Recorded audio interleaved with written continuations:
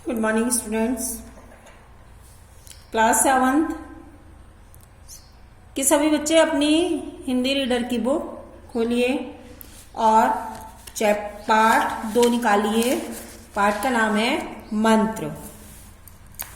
प्यारे बच्चों, यह कहानी जो है ये है प्रेमचंद द्वारा रचित उनकी श्रेष्ठ कहानियों में से एक कहानी है। इस कहानी में यह बताया गया है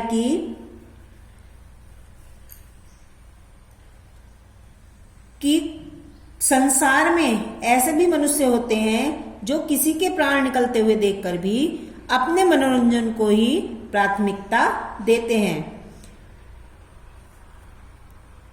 इस कहानी में यही बताया गया है। एक डॉक्टर होता है, डॉक्टर चड्ढा, और एक भगत होता है। आइए मैं इसको शॉर्ट में आपको समझा देती हूँ। एक डॉक्टर चड्ढा और एक भगत। अब भगत की मानसिक दशा का चित्रण करते हुए लेखक ने कहा है कि भगत डॉक्टर चड्ढा के गोल्फ खेलने के चले जाने के बाद भी उस भगत को यह विश्वास नहीं आ रहा था कि संसार में क्या ऐसे भी मनुष्य होते हैं जो किसी के प्राण निकलते हुए देखकर अपने मनोरंजन को ही प्राथमिकता देते हैं। लेकिन डॉक्टर चड्ढा भगत के मरणासन पुत्र को इसलिए नहीं देखता है क्योंकि वह जो टाइम था उसके मनोरंजन का था। वह एक मरते हुए मनुष्य के प्राणों की रक्षा करने से ज्यादा महत्व गोल्फ खेलने को देता है। वह भगत के पुत्र का इलाज नहीं करता। जो डॉक्टर चड्ढा होता है वह अपने आमोद प्रमोद के आगे भगत के पुत्र का इलाज नहीं करता है और गोल्फ खेलने चला जाता है। डॉक्टर चड्ढा का अमानवीय व्यवहार उसके लिए अभी भी अविश्वसनीय बना हुआ था। भगत को आधुनिक युग के सभ्य कहे जाने वाले लोगों की ऐसी निर्मलता का कोई पूर्व अनुभव नहीं था। वह तो उस मानसिकता वाले व्यक्तियों में से एक था जो भगत था। उसकी ऐसी मानसिकता वाले व्यक्तियों में से था जो सदा किसी मुर्दे को कंधा देने, किसी के गिरे हुए घर को फिर से खड़ा करने, किसी के घर में आग लगी हुई हो तो उस आग को बुझाने या हो रहे कलेश को शांत करने आदि परिहित के कार्यों के लिए वह जो भगत था वो हमेशा तैयार रहता था। इसीलिए उसे यह विश्वास नहीं आ रहा था कि मेरा पुत्र मरने जा रहा है और ये डॉक्टर चड्ढा नहीं देखेगा। इस कहानी में यही बताया गया है कि कैसे इस संसार में कैसे कैसे व्यक्ति हैं। और इस कहानी से हमें यह भी शिक्षा मिलती है कि व्यक्ति को हमेशा निस्वार्थ भाव से परोपकार करने के लिए तैयार रहता है। क्योंकि डॉक्टर चड्ढा उसके पुत्र को छोड़कर गोल्फ खेलने के लिए चले गए और उसका पुत्र जो वह मर जाता है। लेकिन एक टाइम ऐसा आता है कुछ समय बाद, डॉक्टर चड्ढा का जो पुत्र था कैलाश, उसके सामने भी विपत्ति आ जाती है। उसको सांप काट लेता है और सांप का इलाज केवल वही भगत जानता है। सभी लोग भगत के पास गए और कहा कि डॉक्टर चड्ढा के बेटे को सांप ने काट लिया है, इसका इलाज तुम ही जानते हो। अगर वो चाहता तो बदले का अच्छा मौका था, क्योंकि उसने उसके बेटे को नहीं देखा था। वो चाहता तो वो भी नहीं देखता, लेकिन भगत कैलाश को ठीक कर देता है। डॉक्टर चड्ढा को अब अपने आत्मबोध होता है, अतः उसी समय वे प्रण कर लेते हैं कि वे सदा सबकी सहायता करने का निर्णय लेते हैं। और हमें इस कहानी से यह भी शिक्षा मिलती है कि व्यक्ति को हमेशा निस्वार्थ भाव से परोपकार करने के लिए तैयार रहना चाहिए, जैसे भगत था।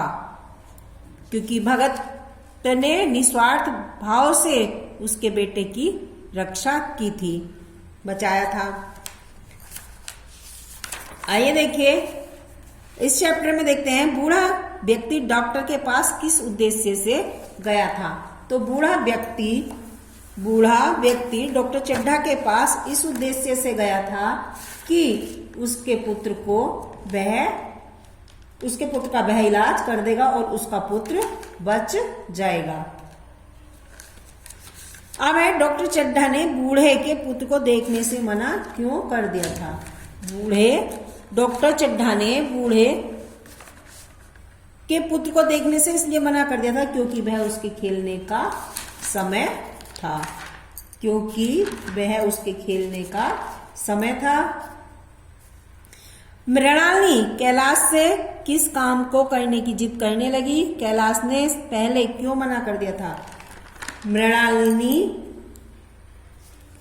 कैलाश से सांप का खेल दिखाने के लिए जिद करती है तथा कैलाश ने पहले इसलिए मना कर दिया था क्योंकि वह मेहमानों की आवाभगत में लगा हुआ था। आगे आपका चड्ढा बाबू का घर उजड़ गया, यह सुनते ही भगत तेज तेज कदमों से क्यों चलने लगा? चड्ढा बाबू का घर उजड़ गया, यह सुनते ही भगत तेज तेज कदमों से इसलिए चलने लगा क्योंकि वह उन व्यक्तियों में से नहीं था जो अपने आमोद प्रमोद के आगे दूसरों का दुख नहीं देखते समझते। वह तो उस मानसिकता वाले व्यक्तियों में से था जो सदा किसी मुर्दे को कंधा देने, किसी के गिरे हुए घर को फिर से खड़ा करने, किसी के घर में आग लगी हो तो उसे बुझाने आदि परहित के कार्यों के लिए सदैव तत्पर रहता था। मुंशी प्रेमचंद ने इस कहानी को मंत्र नाम दिया। यदि आप होते तो क्या नाम देते? यदि हम मुंशी प्रेमचंद ने इस कहानी को मंत्र नाम दिया, यदि हम होते तो इस कहानी को परोपकार नाम देते। यह आपका चैप्टर जो है वो खत्म समाप्त हो गया है।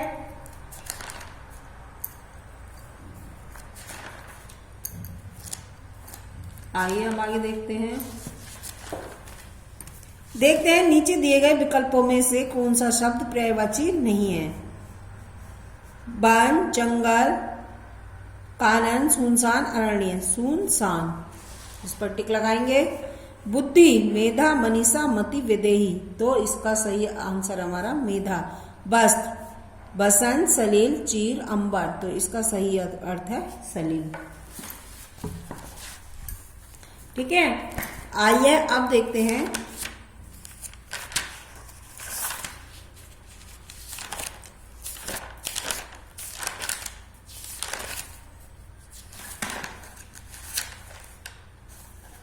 ये देखिए क्वेश्चन आंसर इसका। फर्स्ट क्वेश्चन था, बूढ़ा व्यक्ति डॉक्टर चड्ढा के पास किस उद्देश्य से गया था? बूढ़ा व्यक्ति डॉक्टर चड्ढा के पास इस उद्देश्य से गया था कि वह उसके पुत्र को देख लेगा।